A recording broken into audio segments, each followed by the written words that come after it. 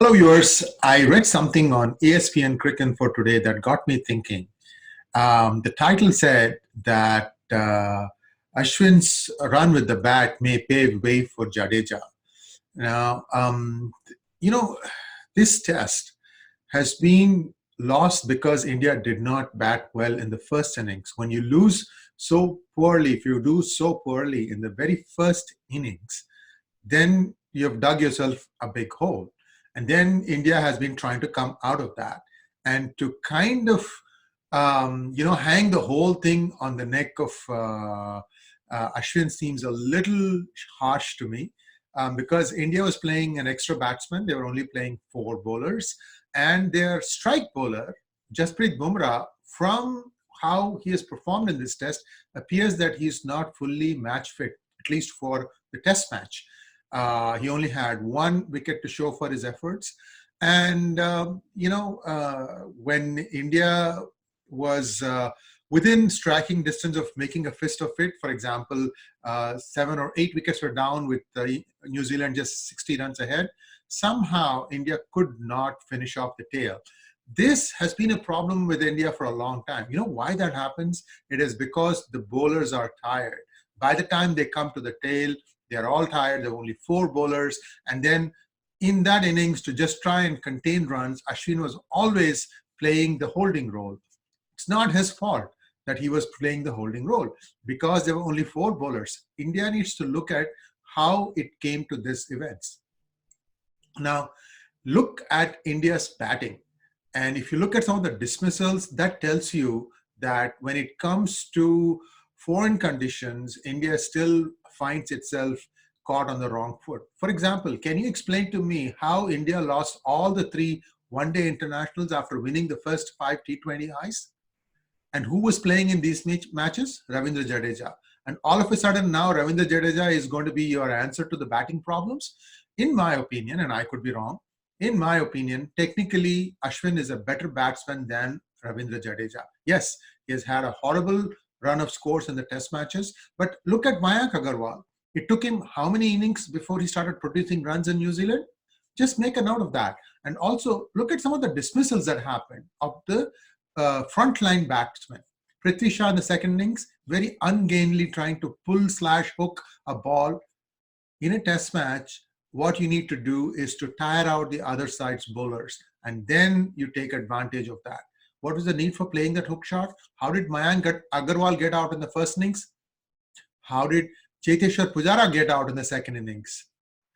These are all not dismissals that were because of very, very good balls. When the frontline batsmen all failed, then how is it that Ashwin coming at number 8, and in both innings they were like 130, 140, something like that, which means the bowlers are still fresh. Expect him to suddenly hold one end up and thereby, lead India to victory. Yes, he has done this in the past. Yes, that was one of his, he has 4 test centuries as opposed to Jadeja's 1. You can say, oh, Jadeja missed out a couple of times, and so did Ashwin. It's the point I'm trying to make here is look at India's bowling performance, because Ashwin was chosen primarily as a bowler. Did he do well as a bowler? Yes. He was the second most successful bowler in the innings, and you still want to change him out and put Jadeja in. Somewhere, something I'm having a trouble, trying to figure out the logic behind this this article.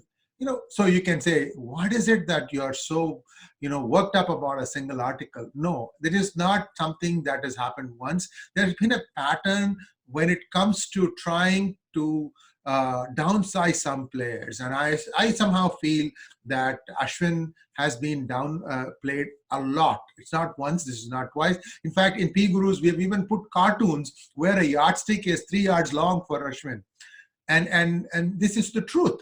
Every time, poor guy, yes, he may be not the fastest mover on the field. Yes, he takes time to get moving. His feet don't move right away. In fact, I even gave an unsolicited comment on a tweet saying that Ashwin should probably jump rope before putting his pads on to just get the his feet moving. Because I've seen this batsman, if he plays for 20, 25 balls and his feet are moving, then he's usually set. And after that, suddenly he looks like VVS Lakshman. But somehow, as luck would have it, he's coming into situations where he is finding it hard to settle down. And then this thing about he doesn't bat as well as Jadeja has been around his head for, I think, the last couple of seasons. I saw him try to do desperately well as a batsman in Ranji Trophy matches and in the other ODIs and Mustaq Ali Trophy and so on and so forth. He couldn't pull it off because he's not that kind of a batsman. He can attack, but you don't keep telling him, you're not going to play test matches. That's the only thing he's being considered for today because you don't bat well enough. Excuse me, what about all the frontline batsmen? If you don't know how to hook, don't hook. Look at how many times KL Rahul fell for the hook shot in the previous tour of Australia. See, when the conditions are not the same, and I can tell you, batting on low and slow Indian pitches, trying to suddenly become a great hooker, not happen.